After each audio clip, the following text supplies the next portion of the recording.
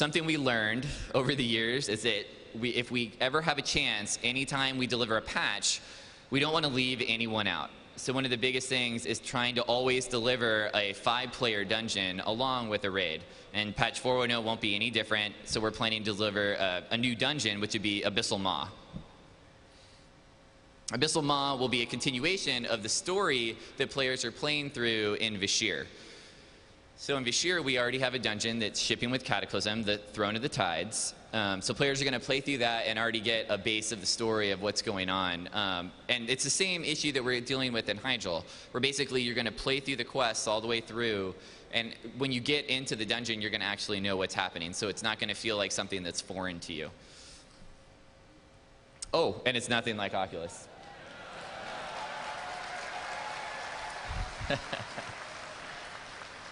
You're going to see the layout here of what this dungeon looks like, and it's separate areas, like almost like underwater. We've got these risen areas, and players are going to play on these each individual areas, and then they're going to travel from one to the next. So you'll get a view of what that looks like here. We're planning on 4 bosses for this. Anything between 3 and 5 we feel like always feels pretty good for a dungeon. So this is a look at the layout. Same deal here. This is what we start with and how we get things going. So you can see all that blue area is basically like a chasm, because this dungeon takes place underwater. The entire dungeon is similar to our entire first zone of Vashj'ir. So everything about this will be under the water in the elemental plane of water. And we have a ton of new tech that we're introducing with Cataclysm that helps deal with players being underwater. Whenever you touch the ground, you actually lock to the ground on the bottom. And then playing with your character at that point feels just like you would be on land. So we've done all new animations for the races, so when they walk underwater, they feel like they're actually moving through the water plane. But for you as a player, you're not dealing with odd camera angles or creatures that are swimming above you or 3D, perception issues that might feel weird. So we want to get that vibe and that feeling that players are underwater. But historically, obviously, underwater combat has not been a strong point. So we wanted to make sure that doing something like this didn't affect the gameplay. And I think we can definitely say that we know that's going to work out well because we've already seen it in Vashj'ir. So here's some concept art. The concept art here, obviously, it's going to feel similar to what we're doing with Throne of the Tides because it's built by the same race. So we want these two things to feel tied together. It's almost the same thing like we do with winged dungeons, where we want them to feel like they're from the same place, but you're going to get a very different experience in either one. It's another piece of concept art. And to close out today, we have a new feature we haven't talked with anyone about. This is a feature we tried desperately to get in for Cataclysm, but it turned out that there was a number of things we wanted to do with this feature to actually bump it up and bring it up to a level where we just felt like it would be awesome. So we decided to hold it, and it's something that we're working on for a future patch. And we wanted to give you guys a sneak peek at what it means and what it is. And for us, it's the idea of doing basically enhanced dungeon maps. So everyone noticed and obviously saw that we put in 2D maps in Northrend for all of the dungeons. So when you go into a dungeon, instead of just having to look at your mini-map and seeing that small portion of the dungeon you're on, we did full 2D maps like you would see for any zone in World of Warcraft. The response for that was very strong. A lot of players really loved that concept. They liked seeing where they were. And for Cataclysm, we've actually gone back and we've done 2D maps for every single dungeon in the game.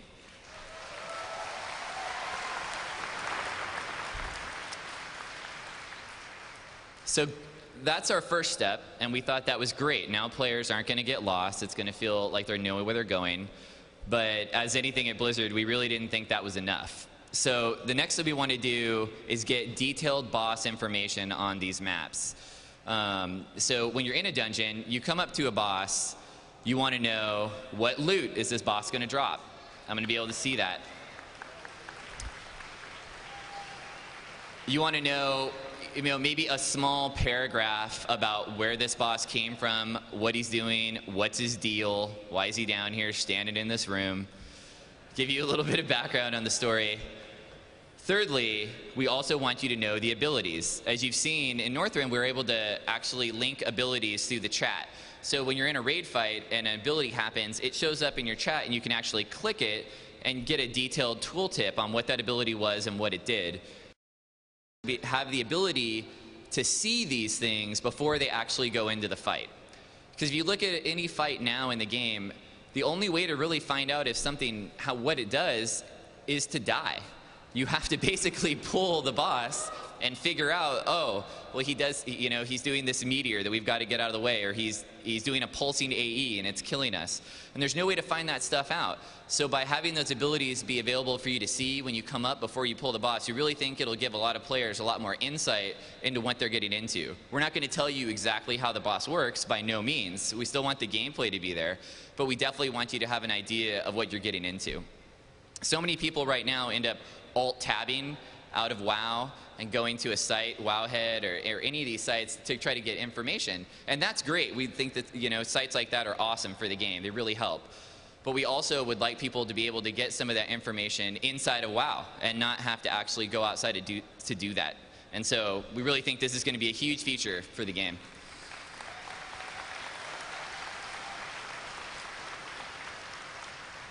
To go along with this, we're going to have 3D portraits of the bosses, so when you see them, you'll be able to see an actually 3D animated, full-on model of the boss, get a chance to see what he looks like. It's just a cool feature that helps you maybe get a better vibe on who the guy is and what he's doing. It works really well with the idea that we're going to show lore on the boss. And finally, this feature will work in both dungeons and raids. We don't want to leave anyone out, so you'll be able to see all this kind of information for both sides.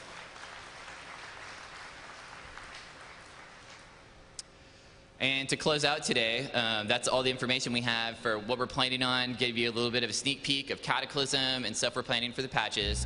But we wanted to leave you guys with a really awesome video we got from our DVD production team of what you can expect in the raids that are coming with shipping Cataclysm here in just a few weeks.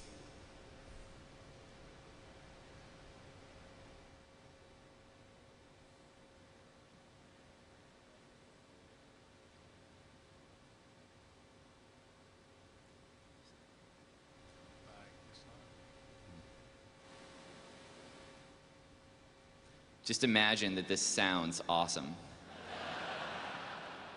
Yeah, so this is the first two bosses for Blackwing Descent. What you just saw there was the Omnitron Defense Council and Magmaw, the lava worm. Sweet elevator. Yeah. There's Maloriak.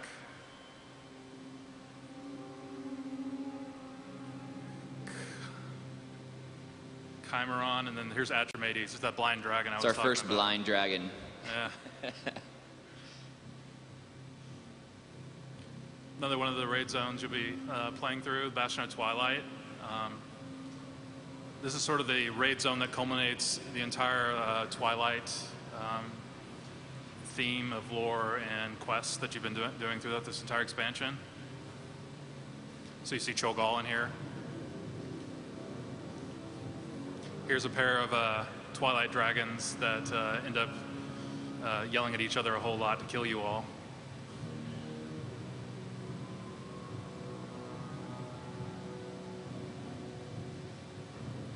You have a bunch of elementals. We actually have Ascendant Council. There's one of them. You'll be fighting a Ascendant of each elemental type in the fight. Here's Cho'Gall. Just chilling on the throne. Hanging out with his beak. With a huge hammer.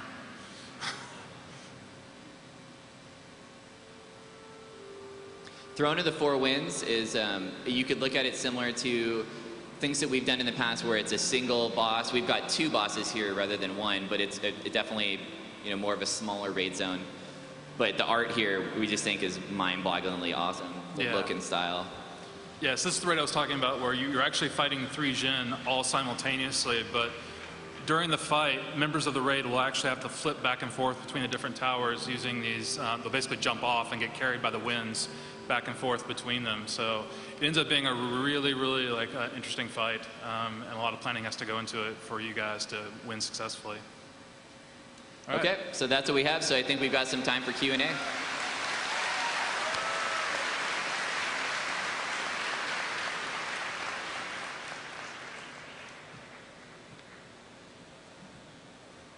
Hello. Thank you very much for all the work that you do. I have one question about LFG system looting. Is there any plans to make a more stringent looting system to prevent ninja looting or people just running through and grabbing stuff when lower geared players may need it? There's a couple things you're going to see in Cataclysm that have changed. Have you played in the beta at all? No? Yeah, you're definitely going to see some changes there from what we have in Shipping WoW now. We're a little bit more stringent about which classes are able to roll on which items, specifically looking at, can they wear this piece? Is it good for their spec? You're going to see some advancements there. As far as ninja looting and those concepts, we're hoping that what you're going to see there is a way that, by the way that you can roll individually only on that item, if that guy isn't able to wear it, hopefully he shouldn't be able to roll on it, which would keep him away from being able to take that item. It's definitely an area that we've known that we've had to work on, so it's something that we looked at for Cataclysm, so you'll definitely see improvements there.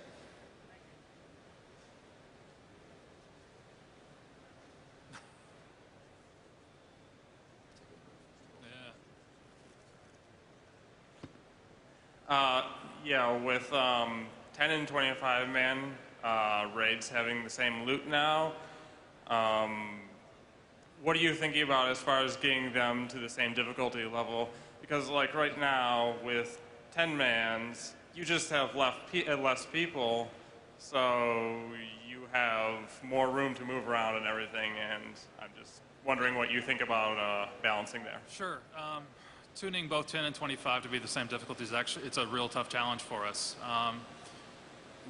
That's one of the reasons we're like in beta now. Like one of our first like beta encounters, or first couple of beta encounters, we had Omnitron that was much more difficult in 10, and then we had Halphus that was much more difficult in 25. We think we can make difficult encounters for both 10 and 25. We absolutely have the tools, the mechanics. It's just a matter of like really sort of delving down and seeing like what are the different mechanics classes have to play with. In Cataclysm, a lot has changed, so we're having to adapt to that. But we absolutely totally think that we'll be able to make them roughly the same difficulty. There'll be some bumps and bruises along the way. Certainly, like I'm sure like people will think that, oh, this one's easier in 10 and this one's easier in 25. But I think overall, we'll definitely try to get